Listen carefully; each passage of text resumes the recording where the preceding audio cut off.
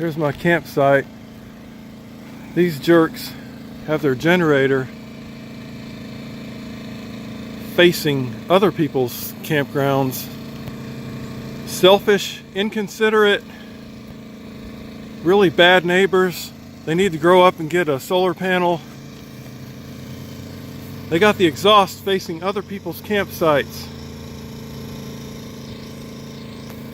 I don't know why the hell anybody would want to go camping and listen to a loud generator. It doesn't make any damn sense.